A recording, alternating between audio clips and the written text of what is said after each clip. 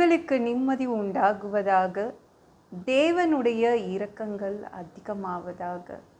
தேவன் என்ன சொல்கிறாங்கன்னா, நீதிமொழிகள் 18:10, கர்த்தரின் நாமம் பலத்த துர்கம், நீதிமான் அதற்குள் ஓடி சுகமாய் இருப்பார்.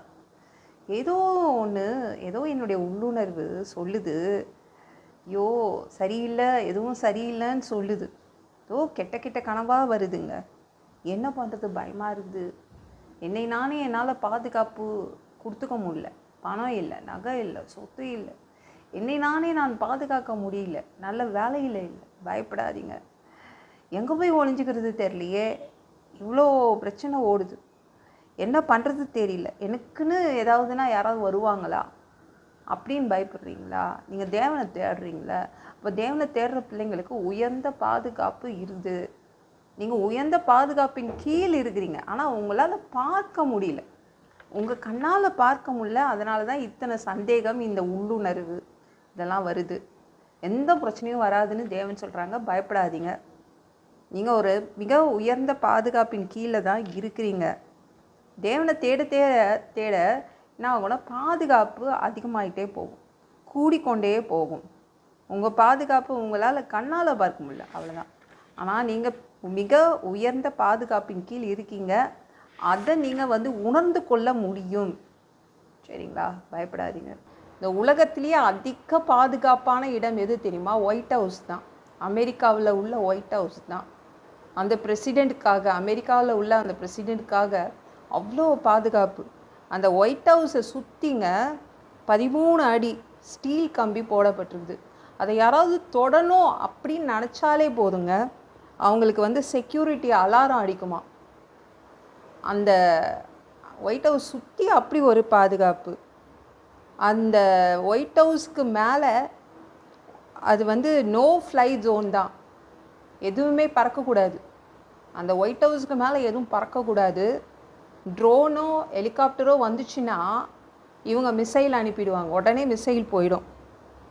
அப்புறம் அந்த ஒயிட் ஹவுஸோடைய கூரை இருக்குல்ல, அந்த ரூஃப் மேலே நல்லா தேர்ச்சி பெற்ற ஸ்னைப்பர் இருப்பாங்க. Best sniper, சுடக்கூடியவர்கள்.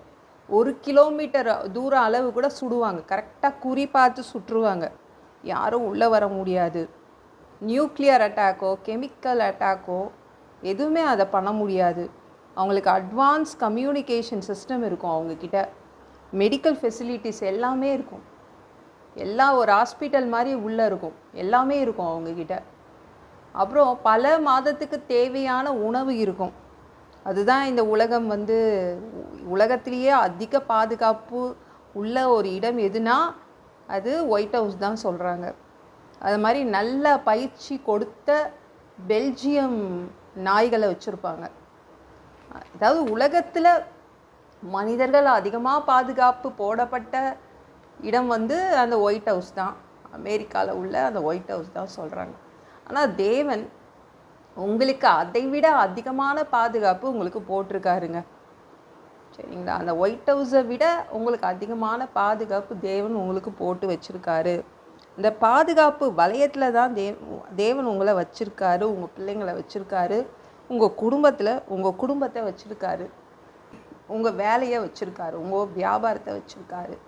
ஐயோ, என்ன நானே பாதுகாக்க முடியலையே, எனக்கு பணம் இருந்தால் நான் பாதுகாத்துப்பேனே, சொத்து இருந்தால் நான் நானே பாதுகாத்துப்பேனே, எனக்கு பயம் இருக்காதே. இல்லை, அப்படிலாம் நினைக்காதீங்க. தேவன் இருக்கார், உங்களை பாதுகாப்பார். ஐயோ, இந்த நோய் வந்துருச்சே, ஆரோக்கியம் இல்லையே, நானே பாதுகாக்க முடியவில்லையே, கவலைப்படாதீங்க. தேவன் இருக்கார். அவருடைய பாதுகாப்பின் கீழே தான் இருக்கீங்க. அதுவும் உயர்ந்த பாதுகாப்பின் கீழே தான் இருக்கீங்க. சவுல் ராஜா என்ன தெரியுமா நினச்சாங்க? கோலியாத்துக்கு எக்கச்சக்க பாதுகாப்பு இருக்குது, கோலியாத் இருக்கானே, தன்னைத்தானே பாதுகாத்து கொண்டிருக்கிறான். எப்படி இருந்துச்சு? எப்படி வந்தான் கோலியாத்து? ஒரு வெங்கல பாத்திரம் மாதிரியே வந்தான். தலையில் வெங்கல சீராக வச்சுருந்தான். வெங்கலத்திலே ஒரு ஹெல்மெட் போட்டுட்டு இருந்தான். அவனுடைய ட்ரெஸ்ஸே ஒரு வெங்கல கவசம். காலில் வெங்கலம் போட்டிருந்தான். தோலில் வெங்கல கேடகம் வச்சுருந்தான். அவனுடைய ஈட்டி இரும்பில் செய்யப்பட்டதாக இருந்தது. எல்லாமே அவன் அந்த ராட்சதன் தன்னைத்தானே பாதுகாத்து கொண்டவனாக இருந்தான். அதனால தான் சவுல்ராஜா நினச்சார் இவனை தோற்கடிக்க முடியாதுன்னு. தாவீத அந்த ராஜா பார்த்தார், ஐயோ இந்த பையன் தன்னைத்தானே பாதுகாக்க தெரியாது, அப்படி தான் அவர் நினச்சார். அதான் அவன் வந்து இவனை அனுப்பக்கூடாது, அந்த ராட்சதனோட மோத அனுப்பக்கூடாதுன்னு நினச்சான். தாவீதுக்கு தன்னைத்தானே பாதுகாக்க தெரியாதுன்னு நினச்சான். தன்னைத்தானே பாதுகாக்க தெரிலனா யாருங்க பாதுகாப்பா? தேவன் பாதுகாப்பார், கவலைப்படாதீங்க. தாவீது தன்னைத்தானே அவன் பாதுகாக்கிற மாதிரி வெங்கல ட்ரெஸ்லாம் போட்டுக்கல, வெங்கல தலைச்சீராலாம் வச்சுக்கல. ஆனால் யாருக்கு அதிகமான பாதுகாப்பு இருந்துச்சு? தாவீதுக்கு தான் அதிகமான பாதுகாப்பு இருந்துச்சு. தேவன் அவனை பாதுகாத்தார். ஆனால் அந்த ராட்சதனை தேவன் பாதுகாக்கலை. அந்த ராட்சதனே தன்னைத்தானே பாதுகாத்து கொண்டான் ஒரு வெங்கல ட்ரெஸ்ஸு போட்டு. ஆனால் தேவன் அவனை ஒரு துளி கூட கண்டுக்கவே இல்லை. அதான் அவன் செத்து போனான். அந்த போரில் அவன் செத்து போனான். நம்ம தாவீது அப்படியே உயிரோட வந்தான், படைத்தளபதியாக ஆனால், அதுக்கப்புறம் ராஜாவாக ஆனான். காரணம் அந்த தாவீது கிட்ட தேவனுடைய பாதுகாப்பு இருந்துச்சு. உங்களுக்கு தெரியாது, உங்களை வந்து நீங்களே பாதுகாக்க உங்களுக்கு தெரியாது. ஆனால் தேவனுக்கு தெரியும் உங்களை எப்படி பாதுகாக்கணும்னு. சரிங்களா? பயப்படாதீங்க. உங்கள் குடும்பத்தை அவர் பாதுகாக்கிறாரு, உங்கள் வேலையை பாதுகாக்கிறாரு, உங்களுக்குரிய அனைத்தையும் அவர் பாதுகாக்கிறாரு. உயர்ந்த பாதுகாப்பின் கீழ்தான் இருக்கிறீங்க. சரிங்களா? தைரியமாக இருங்க. இந்த வீடியோ பிடிச்சிருந்துச்சுன்னா மற்றவங்களுக்கும் ஷேர் பண்ண மறக்காதீங்க. கர்த்தர் உங்களை ஆசீர்வதிப்பாராக. ஜெபம் பண்ணலாமா? அன்பு பிதாவே, உங்கள் பிள்ளைங்க உங்கள் பாதத்தில் வந்திருக்காங்கப்பா. சவி இரக்கம் செய்யுங்க, இறங்குங்க அப்பா. உங்கள் பிள்ளைங்க ஏதோ உள்ளுணர்வு ஏதோ சொல்லுது, தப்பாக சொல்லுதுன்னு நினைக்கிறாங்க. எல்லாமே நல்லபடியாக நடக்கும். அவங்க எதற்கும் பயப்பட வேண்டாம். நீங்கள் உங்கள் பிள்ளைங்களை பாதுகாத்து வச்சுருக்கீங்க. உங்கள் பிள்ளைங்க அவங்கள பாதுகாக்க முடியல, அது கரெக்டு தான். ஆனால் நீங்கள் உங்கள் பிள்ளைங்களை மிக உயர்ந்த இடத்துல வச்சு பாதுகாத்துட்டு தான் இருக்கிறீங்க. அதற்காக நன்றி. எல்லாம் பொல்லாத பிசாசுகள், ஏவல்கள், மந்திரங்கள், தற்கொலை ஆவிகள், பயத்தின் ஆவிகள், பலவீனப்படுத்துகின்ற ஆவிகள் எல்லாம் இயேசு என்ற பெயரினை கொண்டு துரத்துகிறேன். ஓடிப்போ. உங்கள் பிள்ளைங்களை ரத்த கூட்டிக்குள் மறைச்சிக்கோங்க. பரிசுத்த ஆவியால் நிரப்புங்க. ஞானஸ்நானம் எடுக்கணும். ரட்சிப்பீராக. இயேசுவின் காயப்பட்ட தழும்புகளால் எல்லா வியாதிகளும், எல்லா பலவீனங்களும், கேன்சர் போன்ற வியாதிகளும் சரியாகுவதாக. மரணப்படுக்கைகள் சரியாகுவதாக. பரம்பரை வியாதிகள் சரியாகுவதாக. ஒரு மனிதனாக பிறந்தா ஜீவ புஸ்தகத்தில் பேர் இருக்கணும். அப்படி இல்லைன்னா அந்த மனுஷனை பிடிச்சி நீங்கள் நரகத்தில் தள்ளிடுவீங்க.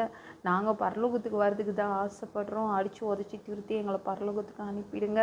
கழுவப்படாத பாவங்கள் எங்ககிட்ட இருந்துச்சுன்னா அவங்க திரு ரத்தத்தை கொண்டு கழுவி எங்களை பரலோகத்துக்கே அனுப்பிடுங்க. எந்த ஒரு இமைப்பொழுது நீங்கள் வருவீங்கன்னு இயேசுவை வணங்கி காத்துட்ருக்கோம். பரிசுத்தமாக வாழ்ந்து காத்துட்ருக்கோம். அந்த ஒரு இமைப்பொழுதில் உங்களுக்கு ஒப்பான உடம்பு எங்களுக்கு கொடுக்கப்படும். அதை பெற்றுக்கொண்டு மதியவானத்தில் உங்களை சந்திக்க வருவோம்.